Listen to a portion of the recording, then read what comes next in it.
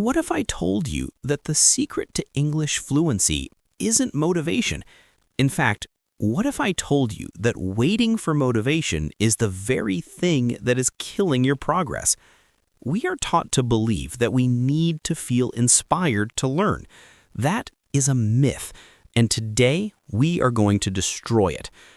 Does this sound familiar? It's Monday. You are full of motivation. You study for 2 hours, you watch a movie in English, you feel amazing. On Tuesday, you're a little tired from work, so you only study for 20 minutes. On Wednesday, you're busy and you do nothing. On Thursday, you feel guilty, and by Friday, you feel like a complete failure. So you tell yourself, it's okay, I will start again, fresh, on Monday. This is the cycle of burnout. It's exhausting, it's frustrating, and it is not your fault. It is the fault of a bad strategy. Today, we are going to break this cycle forever. I am going to give you the Anti-Burnout Study Plan, a simple, sustainable system for making consistent progress, even on the days you have zero motivation. This isn't about studying harder. It's about building a system that works for you, not against you. This is how you stay consistent forever.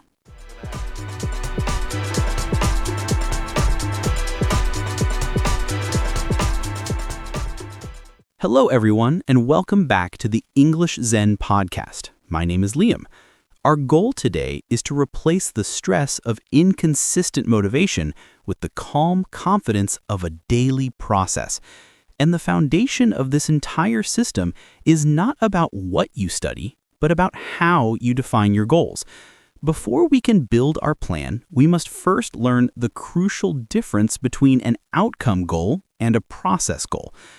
The foundation of our entire anti-burnout system is not about what you study, but about how you define your goals. We must learn the crucial difference between an outcome goal and a process goal. An outcome goal is the big result you want to achieve. For example, become fluent in English, get a promotion at work, or pass a difficult exam. These are great destinations, but focusing only on the destination is what causes anxiety. The problem is you don't have 100% control over the outcome, and you can't achieve it in one day. This is why you feel like a failure on a Wednesday when you are still not fluent. So we're going to forget about outcome goals. Instead, we will focus on process goals. A process goal is not the destination. It is the specific, repeatable action that you take to get there. It is the system. You have 100% control over the process. So instead of become fluent, your new goal is, I will do my 10-minute focused listening habit every day. Instead of pass the TOEFL exam, your new goal is, I will review 10 flashcards every day. Did you do your 10 minutes of listening today? Yes? Then you were successful today. Full stop. This is how you build momentum. You get a small win every single day, which kills the feeling of guilt and failure. An outcome goal is wanting to reach the top of the mountain. A process goal is focusing only on taking the next 10 steps in front of you. If you only look at the distant peak, the journey seems impossible and overwhelming. If you focus on taking good steps consistently, you will eventually and inevitably reach the top. So, the first step of our plan is to forget the mountaintop and focus on the path. But what should that daily path look like? In the next part, we will build your simple, sustainable, and personalized weekly study schedule. So, the first step of our anti-burnout plan is to forget about the big outcome and focus on the daily process. But what should that daily process be? The secret to a plan that you won't quit is to make it so easy that it's almost impossible to fail. We are going to build a schedule based on minimum viable habits. For this, we will use what I call the 2+1 weekly formula. It's simple, flexible, and effective. The 2 stands for your 2 daily core skills. These are the non-negotiable foundations of your practice. Every day, you must do one input skill and one output skill. For Core Skill 1, Input, you will choose to practice either listening or reading for 10 to 15 minutes. You can use our focused listening habit or our smart reading habit. For Core Skill 2, Output, you will choose to practice either speaking or writing for 5 to 10 minutes. You can use our 5-minute narration or one-sentence journal habits. So your total required study time each day is only about 20 minutes. That's it. It's so small that you can do it even on your busiest day. This is your process goal. But what about the +1? This is the most important part for avoiding burnout. The +1 is your fun skill.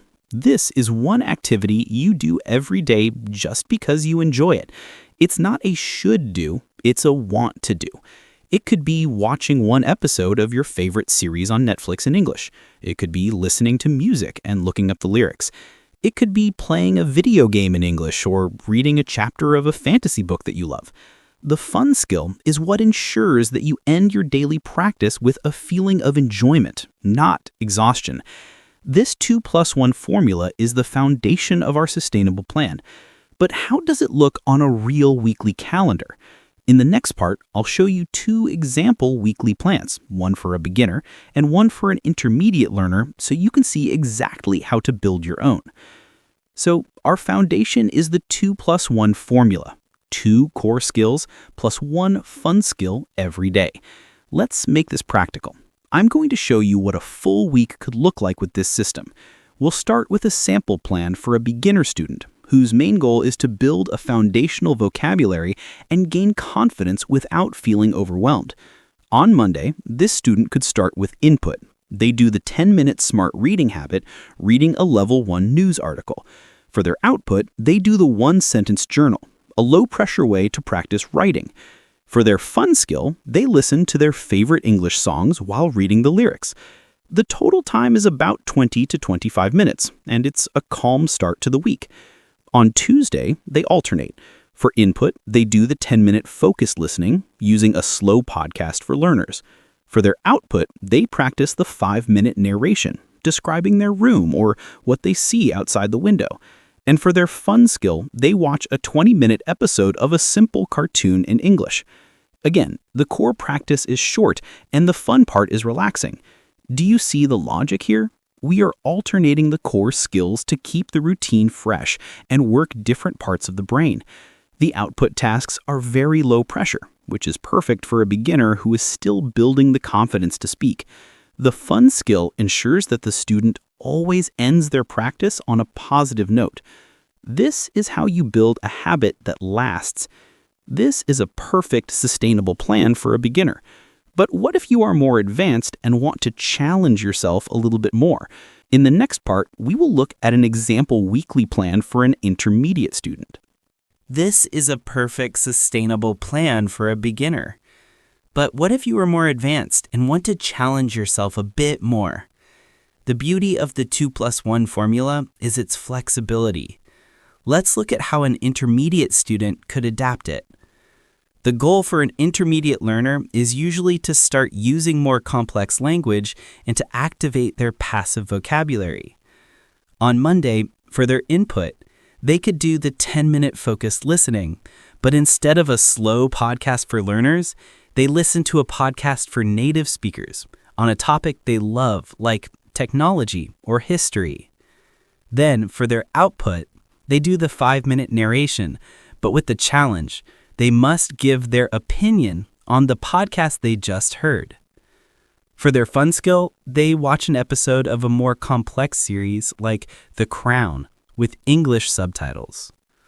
On Tuesday, for input, they do the 15-minute smart reading, but they start with the Level 2 or Level 3 news article. For output, they do the one-sentence journal, but their challenge is to use at least one new word or structure they learned from their reading. For their fun skill, they read a chapter of a novel in English that is slightly challenging for them. Do you see the key difference here? The activities are the same, but the level of challenge is higher. And most importantly, the intermediate plan starts to connect the input with the output. You listen to a podcast and then you speak about it. You read an article and then you write with the new vocabulary. This is the fastest way to turn your passive knowledge into active, usable skill. So whether you are a beginner or an intermediate student, this flexible 2+1 system works.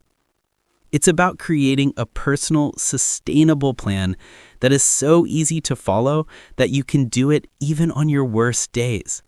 This is the entire philosophy behind the anti-burnout plan. We are replacing the stress of, I need to study for 3 hours, with the calm confidence of, I just need to complete my 20-minute process for today. Let's do a final review of our new mindset. We are no longer chasing the vague, uncontrollable goal of fluency. Instead, we are focusing on a clear, controllable process goal, completing our 2+1 routine every day. 1 input skill, 1 output skill, and 1 fun skill. That's it. This is your system for success. The goal is not to be perfect. You will miss days. Life happens. The goal is to be consistent. If you miss one day, don't feel guilty. Just come back the next day and complete your process. Consistency is not about being perfect. It's about always coming back. This is the true Zen of language learning. For your challenge today, tell me in the comments, what will be your +1 fun skill for this week? Watching a series, listening to music, or playing a game? I'd love to read your ideas. If this lesson gave you a clearer and calmer path forward, a simple like is always appreciated, and please subscribe for more practical guides to English fluency. Thank you for building your new study plan with me. I am Liam, and I will see you in the next lesson. Keep practicing.